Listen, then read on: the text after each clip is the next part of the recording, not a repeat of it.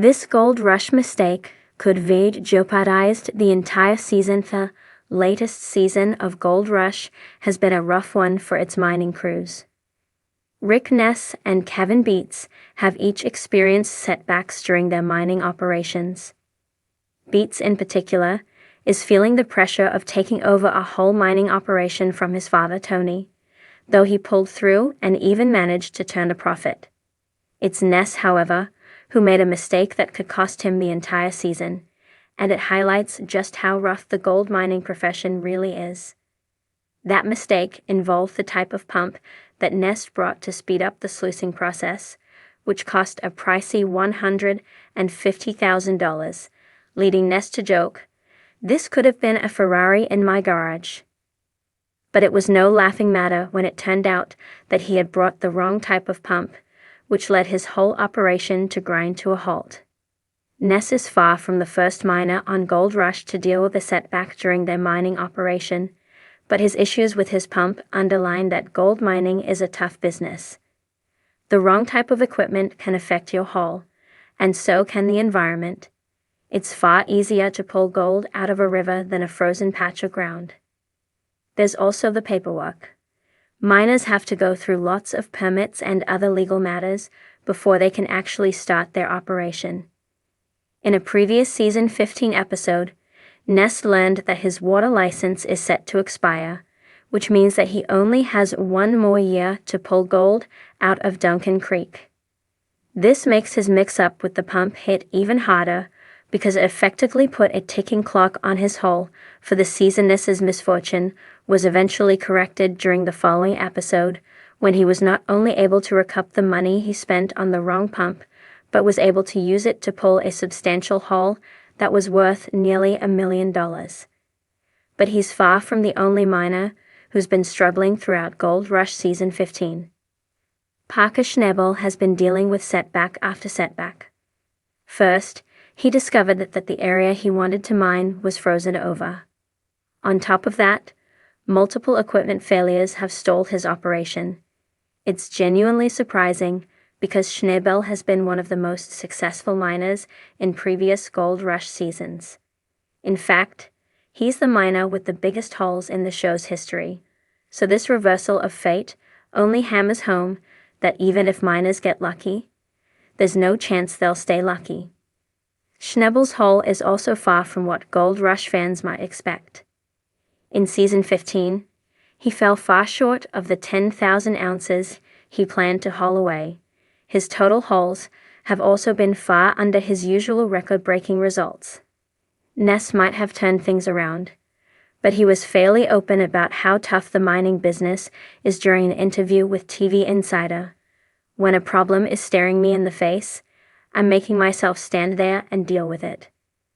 I lost my path for a while, but it's about facing these struggles head-on. Don't put it aside or ignore it, but it then gets tougher and tougher. I'm still a work in progress, but I'm doing my best to face everything head-on and plow through it. It's what I did then and do now." Indeed, Ness decided to push on, despite having the wrong equipment, and it wound up paying off. Season 15 of Gold Rush has been fraught with setbacks for its miners, but it also taught them to improvise. In Ness's case, if he hadn't thought about using a different method with the pump he had, his fortunes might not have turned around. Time will tell if future episodes in Gold Rush Season 15 see him coming out on top or running into another setback. Gold Rush is available to stream on Discovery Plus in the US. Follow a group of determined miners as they search for gold in remote corners of the world. With high stakes and unpredictable challenges, each season captures their relentless pursuit of fortune and the dramatic ups and downs of mining life. His Gold Rush mistake could have jeopardized the entire season. The Gold Rush. For centuries, it has been a symbol of hope, greed, and adventure. It's the dream of fortune, the allure of treasure buried deep in the earth, and the drive that has led countless men and women into treacherous landscapes in search of wealth. The history of gold rushes, from California in the mid-1800s to the Klondike in Canada, has shaped economies, influenced cultures, and even altered the courses of nations. In the modern-day world, the rush for gold continues, but the pursuit is no longer restricted to the frontiers of the Wild West or the frozen tundra of the North. The small screen has brought us an up-close and personal look at the gold rush of today. Gold Rush, the popular reality TV series. For those who follow the show, the team of miners led by veteran Parker Schnebel, Tony Beats, and Rick Ness has become synonymous with grit, determination, and the high-stakes pursuit of gold. But as thrilling as their quests are, it's not just the pickaxe play. Behind the scenes, many factors, both technical and personal, come into play that can make or break an entire season. And recently, one huge mistake could have jeopardized the entire mining operation, setting the miners back and potentially causing irreparable damage. The weight of decisions in high stakes, meaning winning for gold, is no simple task. The men and women who embark on this high-risk venture must deal with heavy machinery, volatile weather conditions, fluctuating gold prices, and unpredictable geological factors. Each season is a battle against time, as mining crews work to extract as much gold as possible before the season ends. One wrong decision, one mechanical failure, or one unplanned setback can result in a substantial loss of resources, manpower, and time, all of which could lead to failure for the entire team. This kind of pressure is magnified on a reality TV show like Gold Rush, where every moment counts and the stakes are higher than ever. Not only are the miners competing against nature and each other, but they are also under the scrutiny of millions of viewers who expect to see success. Viewers might think they see just a glimpse of the action, the gold panning, the excavation, the triumphs, and the failures, but behind the scenes, it's a constantly evolving challenge. Every decision is critical, and one wrong move can alter the trajectory of the entire season. The mistake. A technical error with potentially catastrophic consequences to blunder that nearly brought the season to a grinding halt was a technical mistake involving one of the most critical pieces of machinery on site. The incident occurred when the crew was preparing to process large quantities of dirt in hopes of extracting a significant amount of gold.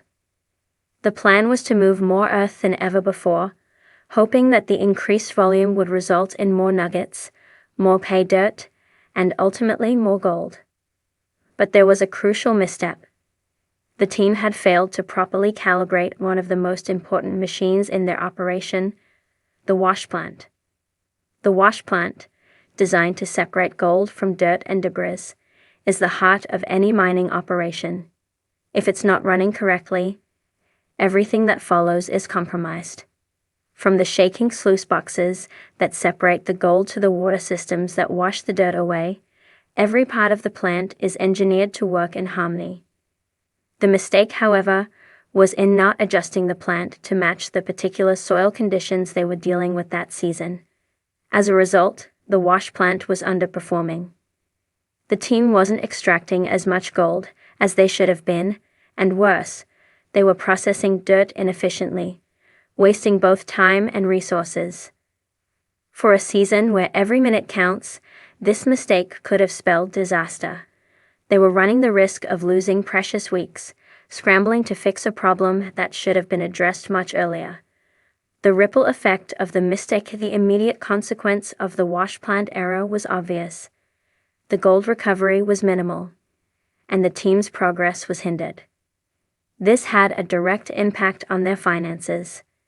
Gold is, after all, the endgame of this entire venture. Without the desired yield, the miners would be forced to spend more money on equipment, labor, and repairs, with no guarantee of making up for their losses. But the ripple effect didn't stop there. As the season unfolded, it became clear that the entire mining schedule would need to be adjusted. The team had to backtrack, reconfigure their approach, and find ways to make up for lost time. The situation became even more urgent when the weather turned against them. The clock was ticking on the mining season, and the team could not afford another misstep. The longer they went without making a correction, the more difficult it would become to hit their goal. In some ways, the technical issue with the wash plant mirrored a larger issue that the team had been dealing with for several seasons: the balance between pushing forward for more gold and carefully managing the logistics of mining operations. Lessons learned, and the risk of overconfidence. Zone of the core lessons that emerged from this near miss was the importance of preparation and thoroughness. In the world of gold mining, it's easy to become complacent, especially when a team has seen success in the past. Parker Schnabel, for instance, has been a major figure on Gold Rush for years, and he has an impressive track record of finding gold. But the pressure of keeping up that success can sometimes blind even the most seasoned miners to the need for attention to detail. There's a saying in the mining world: "Don't count your gold before it's in the box."